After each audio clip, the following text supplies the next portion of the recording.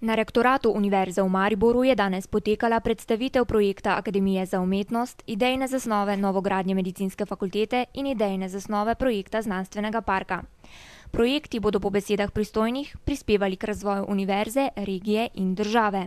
Kako ste zadovoljni z idejno zasnovo novogradnje medicinske fakultete? Jaz sem jo danes videl prvič in povem odkrito, da sem zelo pozitivno presenečen, sicer pa od tako velikega umetnika, kot je profesor Podreka, smo lahko pričakovali odlični rezultat. Prav nekaj vprašanj o povezavah z enim kliničnim centrom. Te povezave smo v pripravi faze dokumentacije DIP, smo nekatere stvari seveda že dorekli. Možnosti so vsaj dvojne.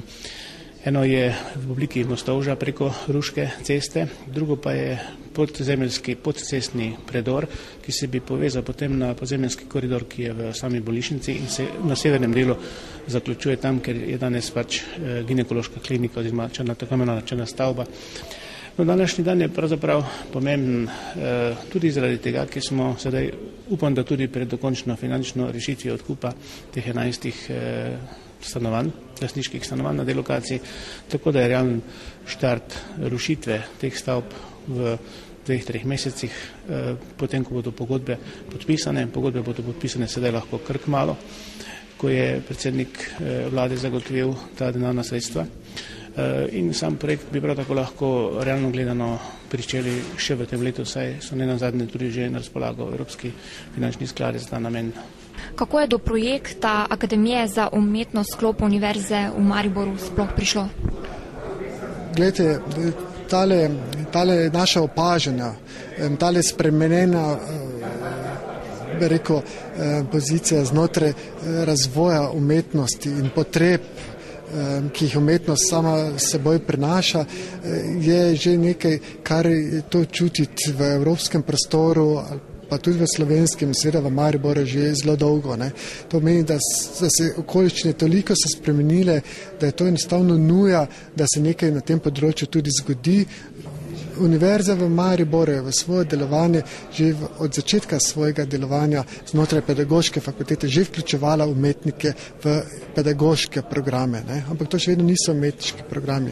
Univerza v Mariboru ta hip nima niti enega umetniškega programa. Naslednji koraki, ki bodo sledili? Glede, vesel sem, tako kot sem danes na tele predstavitvi povedal, da smo umetniki in profesori skupaj z službami svoje delo upravili. Naslednji koraki so to, da pričakujemo pomoč in seveda urejenost in finančnih virov. Mi se ne moramo privoščiti začeti s fakulteto tako, da bomo potem drugo leto pa ne bomo vedeli, ali bomo lahko dokončali tisto, kar smo se zadali. To pomeni, mi potrebujemo zagotovila, da bomo lahko vsaj 5 let financirali tole začetno obdobje, ker se izračuni so nenazadnje tudi pokazali, da bi se potem lahko financirali sami. Kaj pomeni projekt znanstvenega parka za severovzhodno Slovenijo? Projekt znanstvenega parka za severovzhodno Slovenijo pomeni okrepljen gospodarski razvoj. Gospodarski razvoj, ki bo temeljil na podjetjih, ki temeljijo na znanju, to pomeni na visokotehnoloških podjetjih. Projekt pomeni okrepitev razvojno-raziskovalnih aktivnosti obstoječih podjetij in projekt pomeni pritegnitev tujih partnerjev, ki bodo tukaj ustanavljali investicijske centre. Z drugimi besedami to pomeni dodaten zagon regiji. To pomeni to, da bomo morda, da bomo zagotovo, če bomo projekt konsistentno izpeljali, čez 5 ali 10 let imeli drugačno strukturo prihodkov podjetij, kot jo danes izkazuje ta regija.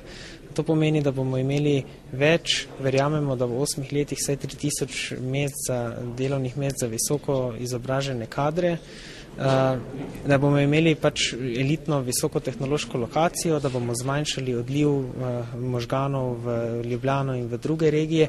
Kako daleč je že projekt? V tem trenutku je pripravljen projekt za gradbeno dovoljenje za prvo stavbo znanstvenega parka. Znanstveni park bo sestavljen iz 10 stavb. Projekt za gradbeno dovoljenje za prvo stavbo je pripravljen. Prva stavba je umeščena v obstoječ zazidalni načrt, kar pomeni, da niso potrebne dolgotrajne in obsežne spremembe zazidalnega načrta.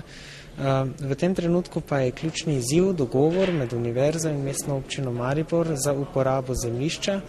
Predlog je, da zemljišče, ki je predstavlja potencijalno lokacijo znanstvenega parka in je trenutno v 100% lasti Mestne občine Maribor, torej da Mestna občina Maribor to zemljišče nameni za uporabo za določeno obdobje, naprimer 50 ali 99 let.